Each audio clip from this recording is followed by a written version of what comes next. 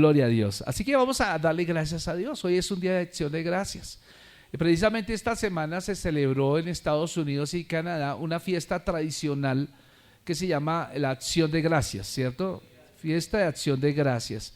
Y para quienes no saben la historia de Acción de Gracias, eso surgió más o menos hacia mediados del siglo XVI, cuando algunos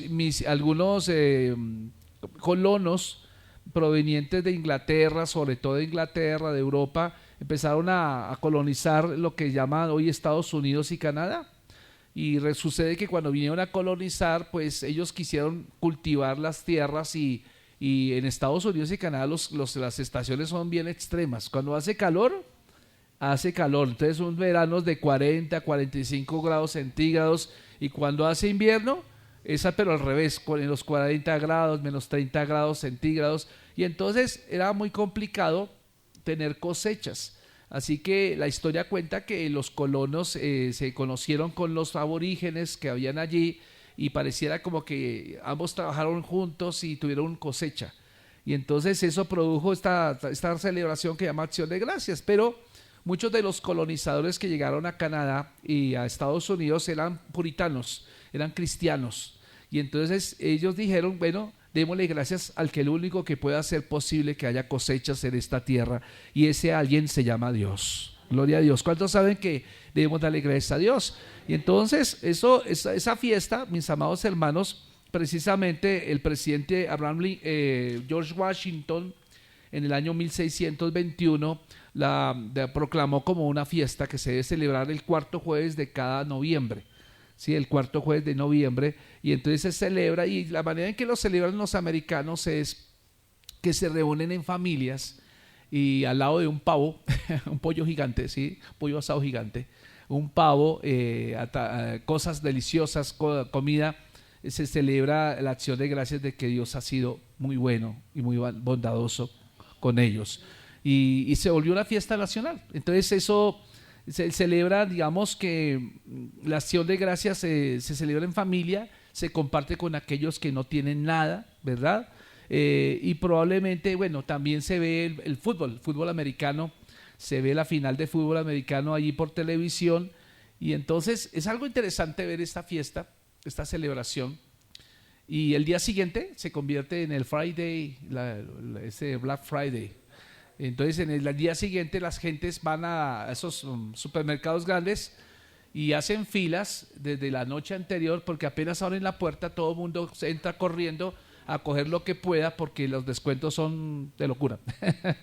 Y luego el lunes siguiente, o sea mañana, se celebra el Cyber Monday también, se volvió comercial esa cuestión.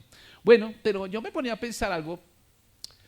Nosotros no somos norteamericanos, pero algo que sí vale la pena empezar a entender es qué pasaría si nosotros celebramos esa fiesta en casa y le dijéramos: Señor, gracias por todo lo que has hecho en nuestra vida.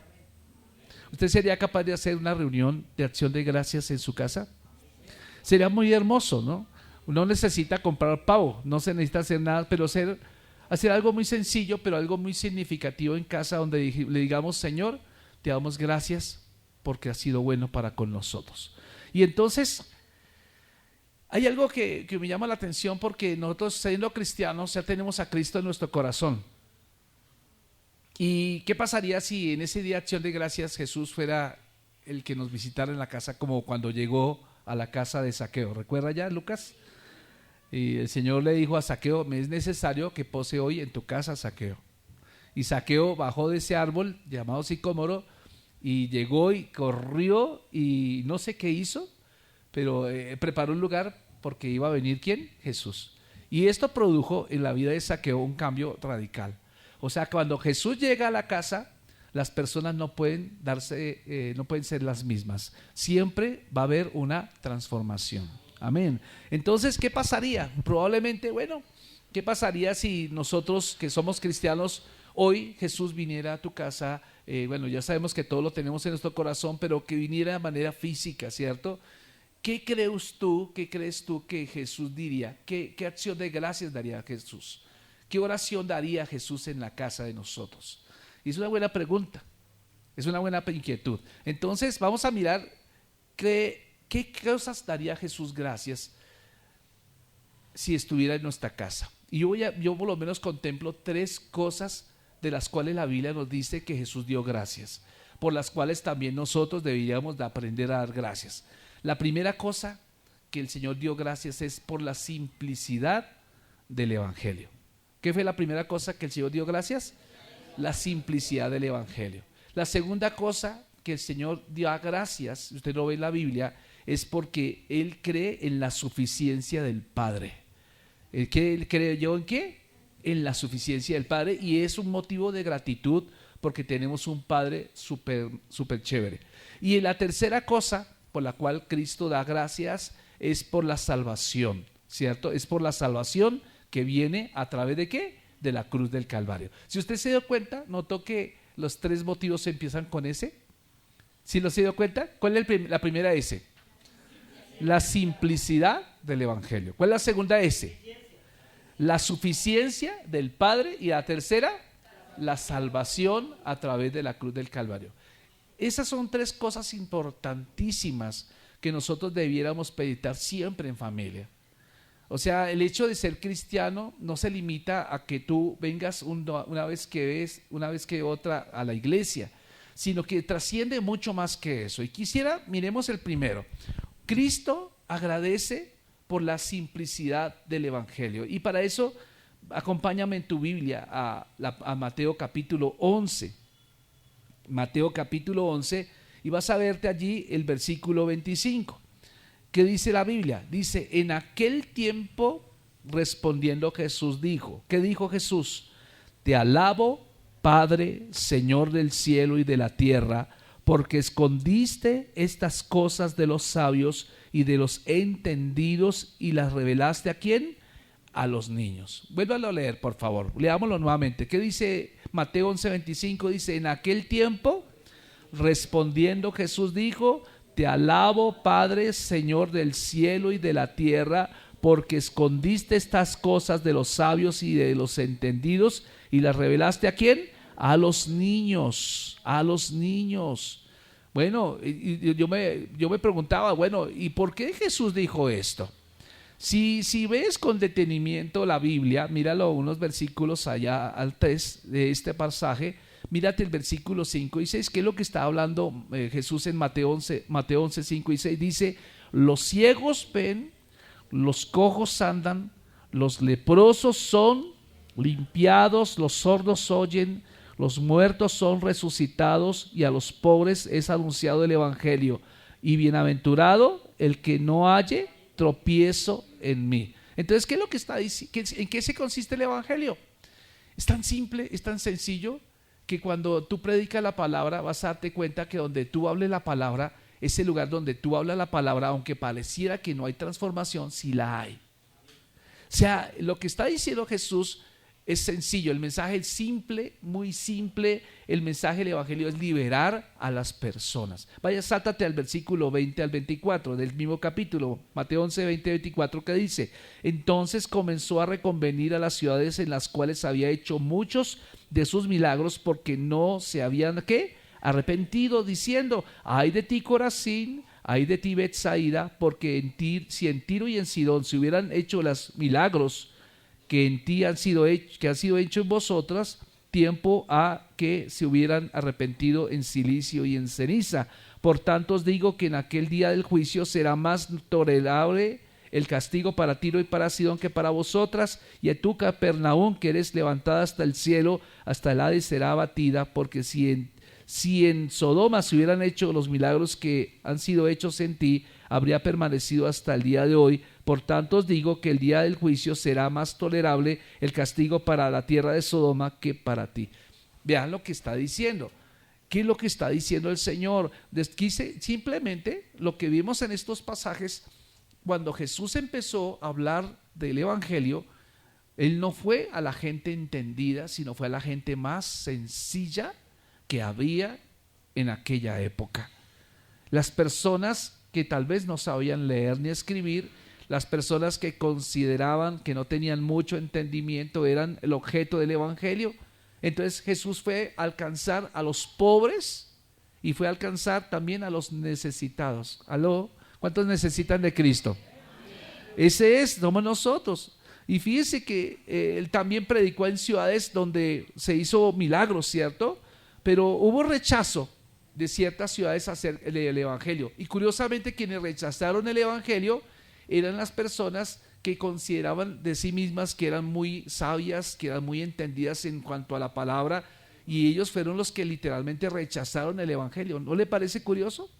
Porque piense esto, de los 12 hombres, de los 12 discípulos que Jesús tuvo, ¿cuántos eran fariseos? ¿Cuántos eran doctores de la ley? Si nota que ninguno de los discípulos que tuvo Jesús eran conocedores, así eran personas muy conocedoras de la Biblia. No lo eran. El Señor escogió personas sencillas, personas trabajadoras, personas que viven el día a día, y con ellos fue que empezó el evangelio. Entonces note que qué gran equivocación, porque los que sí conocían la Biblia fueron los que rechazaron el evangelio. Y esto me dejó pensando mucho, qué peligro hay también de conocer mucha Biblia, porque cuando conocemos mucha Biblia podemos correr el riesgo de volvernos muy escépticos, y de pronto podemos llegar a rechazar el mover del Espíritu Santo, podemos llegar a rechazar que Dios está hablando en nuestro tiempo. Y eso es qué tremendo, porque no podemos darnos ese lujo, ¿cierto? Y el camino a la bendición, note algo, está determinado por la humildad. Si tú quieres ser más bendecido de lo que ya eres, tú tienes que tener una actitud enseñable delante del Señor. Y el Señor lo dijo allá en Mateo 11:25, vuelvo a leer. En aquel tiempo respondiendo Jesús dijo: te alabo, Padre, Señor del cielo y de la tierra, porque escondiste estas cosas de los sabios y de los entendidos y las revelaste ¿a quién? A los niños. ¿Quiénes eran niños en aquel tiempo? No eran niños pequeños. Niños se refiere a personas sencillas, simples. Amén. Personas que quieren decir: necesito de ti, Señor. Personas que dejan todos sus títulos a un lado, que dejan todo su entendimiento, su experiencia a un lado, y dicen: Señor, haz lo que quieras de mí. Son aquellas personas que desaprenden para aprender del Rey de Gloria. Esos son las personas simples. Entonces el evangelio fue diseñado para personas sencillas como nosotros, ¿verdad? Personas que demuestran la humildad, ¿sí? Porque usted mirará que Pedro lo dijo en 1 de Pedro 5:6: humíllense bajo la poderosa mano del Señor y Él los exaltará cuando fuere ¿qué? Tiempo. Vaya conmigo a primera carta de Pedro, por favor. Allá abra su capítulo 5. Primera carta de Pedro, capítulo 5 y versículo 6. ¿Lo tiene ahí? ¿Qué es lo que dijo el Señor allá? Dice: humillaos pues bajo la poderosa mano de Dios para que Él os exalte cuando fuere ¿qué? Tiempo. ¿Cuándo? Gloria al Señor. ¿Cuántos creen que Dios lo va a exaltar a usted? ¿Sabe cómo nos exalta el Señor? Cuando nos humillamos delante de Él. ¿Sabe cómo nos exalta el Señor? Cuando usted no pretende mucho, sino dice: Señor, simplemente úsame como instrumento en tus manos. Ese es el evangelio. El evangelio es estar dispuesto a servir. El evangelio es estar dispuesto a lavar unos cuantos pies. El evangelio está dispuesto a decir: bueno, aquí estoy, Señor, voy a hacer cosas que nunca lo haría, pero que voy a hacer porque es para ti, para tu gloria. Entonces eso es lo que el Señor está mencionando acá. Y quiero decirle que en Lucas, el mismo Señor nos dice en Lucas 14:11, vean la Biblia, vean su Biblia por favor. El mismo Señor dice que aquellos que entienden la simplicidad del evangelio serán exaltados. Lucas capítulo 14 versículo 11 dice: porque cualquiera que se enaltece será humillado, y el que se humilla ¿qué? Será enaltecido. Amén, será enaltecido. Entonces, qué interesante. Entonces vean cómo Cristo, el Señor mismo, cuando allá usted mira allá, mira usted, el Señor dio gracias. Él continuamente daba gracias. Imagínense el Hijo de Dios dando gracias cuando el mismo Hijo de Dios estuvo presente en la creación. ¿No le parece curioso? Él estuvo presente en la creación, estuvo en Génesis capítulo 1 cuando se hizo el cielo, la tierra, todo lo que existe. El mismo Señor estuvo presente, y más sin embargo el Señor nos demuestra algo acá, que Él sin embargo le da gracias al Padre. ¡Wow! Es extraordinario. Piense en eso, piense en un momento en eso. porque cuando Jesús estaba mirando las multitudes, ¿cierto? Él miraba a la gente que se acercaba a él. Había gente que tenía mucha educación, había gente que tenía muchas riquezas, que tenían mucha fama, pero él decía, esas cosas no ganan el cielo, sino la gente dispuesta a escuchar el evangelio. El evangelio es sencillo, el evangelio es simple, mis queridos hermanos. Entonces, ¿cómo nos dice la Biblia que debemos acercarnos al Señor? No nos podemos acercar a Dios presumiendo. ¿Oyó? No presuma de lo que usted es, presuma de lo que usted es en Cristo. Eso es lo que Dios quiere.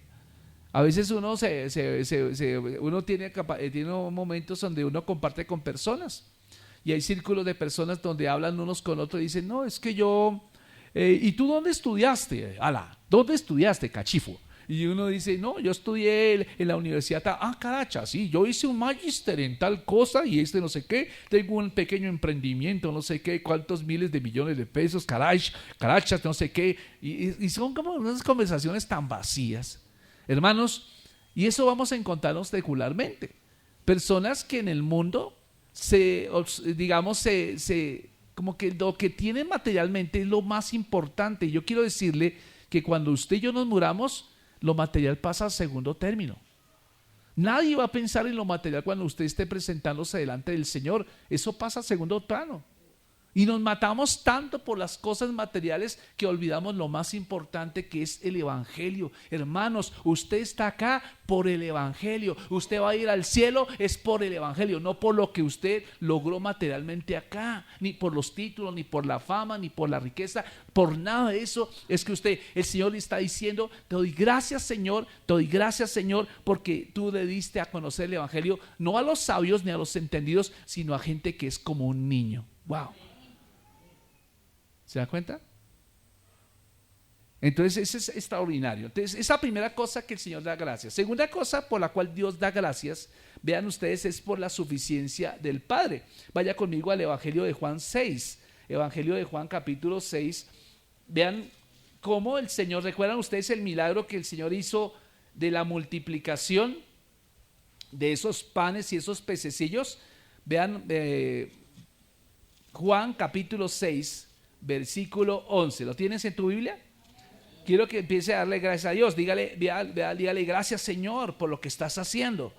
Y vean, y dice, y tomó Jesús aquellos panes y habiendo dado gracias, ¿qué hizo Jesús? Dio gracias, lo repartió entre los discípulos y los discípulos entre los que estaban recostados, asimismo de los peces, cuanto querían. Fíjense, pensemos un momento en este escenario. El Señor está predicando y lleva predicando mucho tiempo. Hay gente que está cansada, la gente se siente agotada, pero también tiene algo que se llama hambre. El Señor ve una necesidad entre aquellas personas que escuchan el evangelio y entonces Él siente el corazón, vamos a tener que darles de comer. Él primeramente le pregunta a los discípulos, denles de comer a ellos, y entonces ellos mismos dicen, Señor, son muchos, ¿de dónde vamos a sacar tanta comida? Vayan y compren, pero Señor, no alcanzaría, con 200 denarios no alcanzaría a comprarle para todo el mundo. Y probó a muchos de los discípulos y muchos decían, no sabemos, hasta que por fin llegó un niño con su lonchera. Mamá le había preparado una lonchera, unos pececitos, unos sándwiches de atún pareciera, porque era pan y era atún, ¿cierto? ¿Sí que ya los sándwiches existían desde aquel tiempo? Eso es impresionante, ¿no? ¿Sabía usted que las hamburguesas las inventó Dios? Las hamburguesas las inventó Dios. Elías, cuando el Señor le dijo, vete al arroyo de Querit, que allí daré unos cuervos que te alimenten de día y de noche. ¿Qué le llevaban los cuervos a Elías? ¿Qué le llevaban? Pan y carne. ¿Y qué es una hamburguesa? Pan y carne. Entonces las hamburguesas las inventó Dios. ¿No le parecía? ¿Es algo extraordinario? El Señor se glorificó en la lonchera de un bebé, de un niño. No sé cuántos años tendría el niño, pero se presentó el niño, se le dijo a Felipe, mira, yo conozco mi loncherita. Y entonces se dijo, pero Señor, mira que un niño trajo la ofrenda y trajo aquí una loncherita para alimentar a más de 5,000 personas. Pero ¿qué es esto para tanta gente? Y el Señor simplemente con algo pequeño es suficiente para ver un milagro. Y nos lo ha demostrado muchas veces. Dios es suficiente. Si tú tienes escasez de algo, tú tienes que aprender a agradecer por eso poquito que tienes, porque no es lo poquito que tengas, sino el Dios grande que tú tienes lo que hace la diferencia. Y lo demostramos allá bíblicamente viendo, porque tú te acordarás en el tiempo de Elías y Eliseo que hubo una gran hambre en el tiempo de Elías, y el Señor precisamente después del cuento de los cuervos, el Señor le dice: vete a Sarepta de Sidón, que allí le he dado la orden a una viuda que te sostenga, que te mantenga. Y esa viuda, cuando llegó allá, no tenía plata. De hecho, las viudas en el tiempo de la Biblia eran muy escasas, eran personas proscritas, eran como mendigos. Y la mujer, ¿qué es lo que estaba haciendo? Recogiendo unos leños para preparar la última porción de harina que había para hacerlo y comer y dejarse morir ella y su hijo. Cuando llega el profeta, le dice: mujer, dame un vaso con agua. ¿Qué es lo que escaseaba en aquel tiempo? El agua. Bueno, hasta ahí te puedo dar. Pero también, ahora que me acuerdo, dame también una torta. Ay, no, profeta, por favor, mi señor. Era lo último que teníamos para comer y estamos pensando comerlo, mi hijo y yo, y después dejarnos morir. Y el profeta le dice: bien, haz como piensas, pero primero hazme mi tortica. Y ella obedientemente fue e hizo como el profeta le había dado la orden, preparó la torta y se dio cuenta que después de que preparó la torta para el profeta, se dio cuenta que la harina todavía tenía más harina y preparó para ella y para su hijo, y se dio cuenta que seguía habiendo, y al otro día seguía sacando y seguía habiendo, y al otro día, y así comieron muchos días hasta que se fue la sequía. ¿Sabe una cosa? Eso es un Dios grande. Ese es un Dios grande. No sé, pero el problema que tenemos muchos de nosotros es que estamos viendo lo poquito y no vemos el Dios grande. Hermano, usted tiene una habilidad. Estamos buscando, pasando hojas de vida a empresas gigantescas, a multinacionales, y como no se nos dan las cosas, no, yo estoy mal, Dios no me ama. No, de pronto en esa empresa pequeña donde usted está trabajando, esa empresa familiar, es donde Dios quiere decirlo a usted. Yo puedo dar testimonio, mis amados hermanos, durante más de 20 y pico de años yo estuve trabajando en empresas. Y usted ya conoce toda la historia sobre mí, que yo empecé trabajando. Mi primer empleo no fue ramo, mi primer empleo fue trabajar en una empresa donde hacían cuartos fríos y calderas. Y eso quedaba allá, y me acuerdo tanto que mi papá me consiguió ese trabajito como para que el chino haga algo, ¿sí? Para que no esté vago. Y entonces dije: gracias, papá, por pensar en mí. Y me metió en el trabajo, y yo no sabía lo complicado que era, porque era trabajar al lado de un soldador. Y eran unas estructuras gigantescas, y lo que me tocaba a mí era subirme en unos andamios y empezar a escarbonar lo que el soldador estaba haciendo. Pero la vaina es el arco que bota esa vaina, me empezó a molestar los ojos y no pude dormir durante muchos días porque me dio algo que llama arco a los ojos. No sé si alguien sabe qué es eso. Pero eso siente usted como que tiene un poco de agujas en los ojos, y eso, dije: no, qué sufrimiento tan tremendo. Mi primer trabajo, y fue bastante traumático. Entonces aquel día semana que pensé que iba a salir temprano, miraba el reloj, ya a las 5 de la tarde, ya está, ya a las 5, ya se va a acabar este suplicio, cuando de repente el jefe se apareció: José Antonio, que necesitamos que nos colabores con unas horas extras. Y yo me puse a llorar. Era mi primer trabajo, ¿cierto? Y me tocó trabajar en cuartos fríos, en cultivo de flores y limpiando esos aparatos que botan frío a las flores y toda esa vaina. Entre y salga, menos de 6 grados centígrados. Ese fue mi primer trabajo. Después sí entré a ramo. Y empecé trabajando en ramo, luego pasé a Postobón, y luego pasé a Palabritas, y luego pasé a algo que llama Sociedad Bíblica durante toda mi vida. Pero siempre Dios nos ha sostenido. Cuando hubo trabajado en Postobón, a mí el sueldo era un sueldo bueno. ¿Para qué le voy a decir que no era un sueldo bueno? Pero tenía sus cosas. Las cosas, la presión, y la segunda era que nunca pude disfrutar a mi hija crecer. Nunca la pude disfrutar, y entonces cambiaba plata por esas cosas. Y yo dije: nunca volveré a hacer eso, cambiar plata por mi hija. Y nunca, yo me perdí esa primera infancia de mi niña. Y ahora que soy abuelo, dije: no la voy a perder ahora con Zoe. Y curiosamente, cuando entré a Sociedad Bíblica, pues muchas de las cosas que usted ve acá fueron financiadas por el sueldo de nosotros dos. Hubo tiempo donde nosotros no le pedíamos ofrenda a nadie, ni diezmos, no pedíamos diezmos ni nada. Y entonces una vez un pastor nos hizo caer en cuenta: ustedes están cometiendo un grave error con la iglesia. ¿Por qué? Porque ustedes le están cortando la bendición a ellos, porque ellos son bendecidos cuando ellos empiezan a entender la importancia del dar. A mí me da mucho susto pasar acá y decirle a la gente, hablar del diezmo, porque yo sé que eso causa polémica. Eso causa bastante polémica, y más hoy en día, que usted verá que la cuestión del tema, el tema del dinero en cuanto a la iglesia, eso es una cuestión que la gente habla mal y habla mal. Pero me he descubierto algo, que usted va a ver que los que hablan mal del diezmo y la ofrenda son porque nunca lo han hecho. Pero el que diezma y ofrenda nunca hablará mal del diezmo y la ofrenda, porque ha comprobado de primera mano que cuando diezma y ofrenda, Dios siempre le devuelve multiplicado. Y eso siempre es así. Compruébelo, el mismo Señor lo dijo en Malaquías capítulo 3: probadme ahora en esto, si no os abriré las ventanas de los cielos y derramaré sobre vosotros bendiciones. Pero haya alimento, ¿en dónde? En mi casa. Mi casa es la iglesia, mi casa es el templo. Todos sabemos que en el tiempo de Jesús, en el tiempo de Biblia, del Antiguo Testamento, los levitas eran la única tribu de las 12 tribus que Dios no les dio posesiones. Ellos tenían un trabajo, era ministrar la palabra al pueblo. Ahí los levitas eran los sacerdotes. Ahí estaban toda esa gente que cargaba todo lo tabernáculo, cargaban el arca del pacto, los que estuvieron sirviendo en el templo, pero ellos no tenían propiedades. Entonces las otras 11 tribus, ¿qué tenían que hacer? Tenían que darle a esa tribu, porque ellos estaban siendo bendecidos a través de ellos, levitas. Entonces hubo un tiempo donde las demás 11 tribus se encerraron en su propia vida. Entonces construían sus propias casas, se preocupaban por sus propias vidas, ¿cierto? Y dejaron a los levitas desamparados completamente. Entonces eso le viene Malaquías a hacer la denuncia y dice: ustedes me han robado. ¿Cómo así que le hemos robado? Sí, me han robado en tus diezmos y ofrendas, ¿cierto? Porque mis levitas, mis sacerdotes están pasándola mal. Entonces ahí eso fue tremendo, y el Señor les promete que si ellos le dan a los levitas, el Señor se encargará de abrir el cielo y derramaría sobre ellos lluvias hasta que sobreabundaran. ¿Qué tremendo?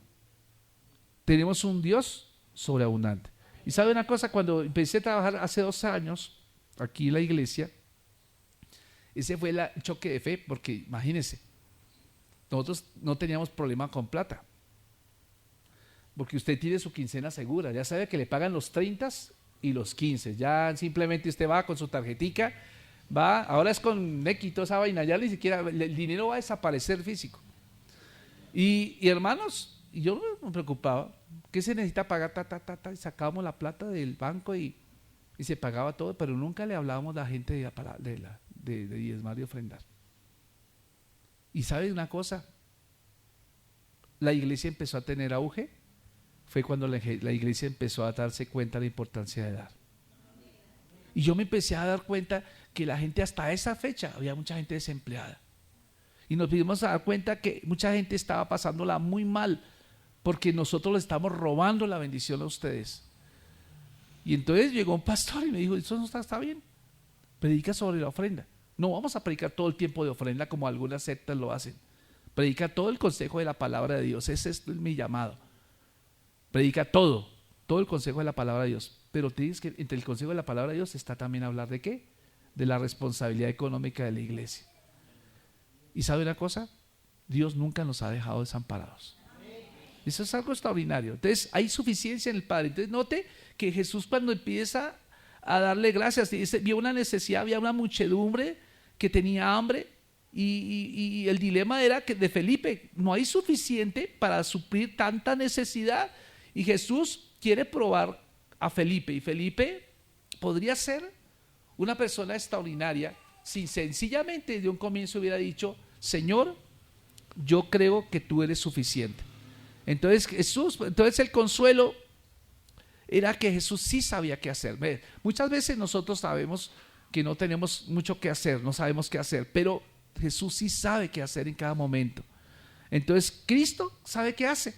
Él toma esos panes y esos pececitos del niño, los levanta, mira hacia el cielo y empieza a decirle: Señor, gracias por la provisión que nos has dado. ¿Cuántos peces eran? 2. Y eran 5 panecitos. ¿Suficiente para 5,000?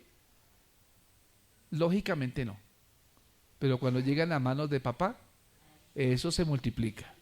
Amén. Y entonces ahí empezó a dar gracias al Señor. Y es curioso que el que hizo el universo, sin embargo, le está dando gracias al Padre por los panes y los pececitos. Hizo brotar, aquel que hizo brotar tal vez esa semilla de trigo con el cual se hizo ese pan. Quizás no sabemos que el Señor estuvo presente cuando se hicieron los peces o no. Sin embargo, el Señor le dice: Señor, gracias. Él creó los peces con su palabra, mas sin embargo, Él da gracias por ese niño que dio ese pez y esos panecitos. Amén. Yo no sé, pero hay mucha gente que yo veo que se acerca y me dice: pastores, le pido oración por un trabajo, le pido oración por un mejor negocio, le pido oración por un inquilino, y efectivamente nosotros oramos por eso. Pero veo mucha gente que pide oración pero nunca le dice: gracias, Señor. Creen que porque arrendaron un apartamento, creen que porque el Señor les abrió puerta de un trabajo fue por su propia habilidad. Olvídate de eso. Es Dios el que te da esa gracia. Dele gracias a Dios. Comience dándole gracias a Dios por sus palabras. Pero enseguida hágalo de manera práctica también. Acostumbrémonos a darle al Señor de manera práctica. Yo por lo menos en este tiempo yo le decía a mi esposa, y cuando alguien consigna en Nequi, y me doy cuenta cuando hay unas consignaciones que me conmueven el corazón, y son las de los jóvenes. Me dice: mami, mira, si sabes, mira quién consignó aquí en Nequi, y que es una jovencita que apenas está empezando a trabajar, que apenas está empezando su primer labor, pero dices: mi diezmo y mi ofrenda. Tan lindo. Y puede que no sea, digamos, no sea 4 millones de pesos, pero eso que ella hizo para Dios es suficiente. ¿Ella qué está haciendo? Ella está abriendo puertas. Cuando tú le enseñas a tus hijos a dar, tú les estás enseñando a ser agradecidos. Porque el que es desagradecido regularmente quiere retener, ¿cierto? Quiere buscar oportunidad, en todo momento quiere retener. Pero una persona agradecida siempre es generosa.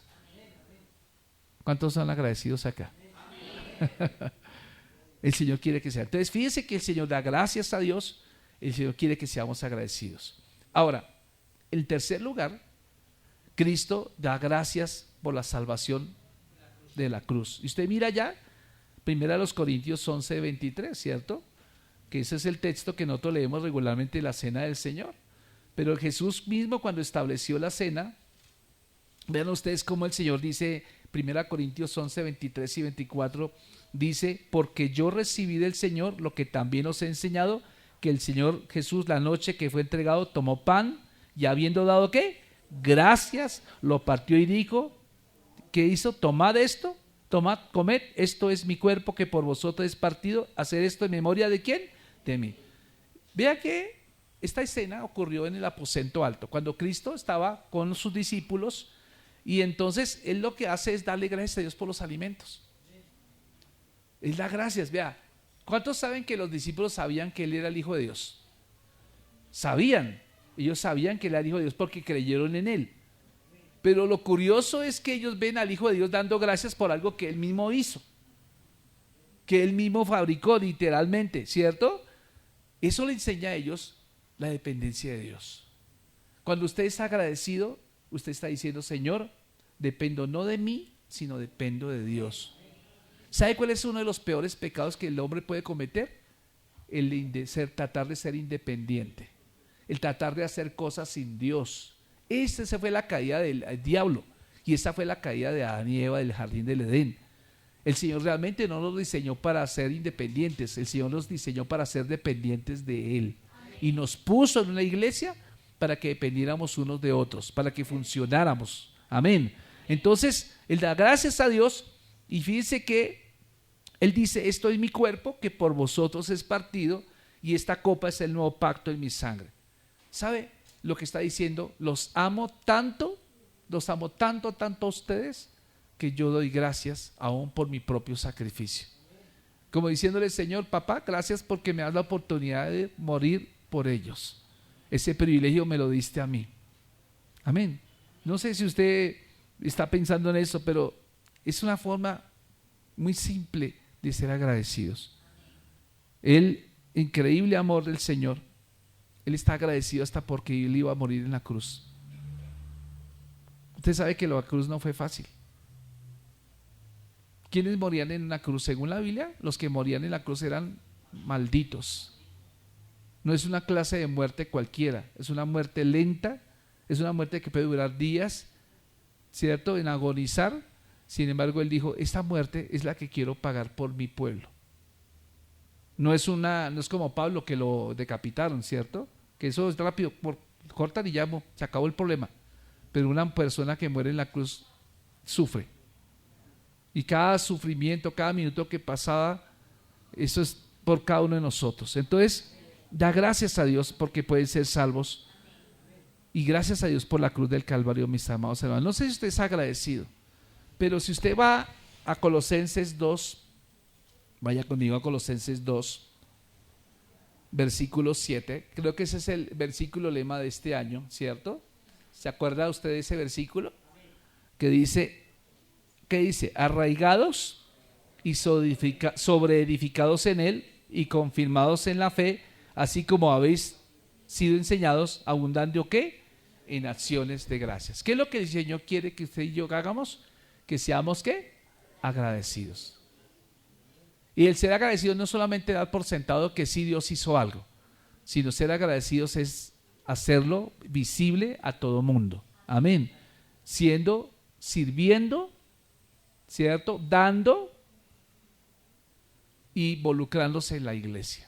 Eso es mostrar que realmente somos agradecidos. Amén. ¿Cuántos son agradecidos acá?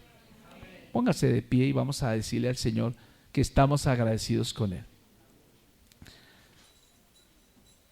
Levante sus manos, dígale: Señor, yo te quiero dar gracias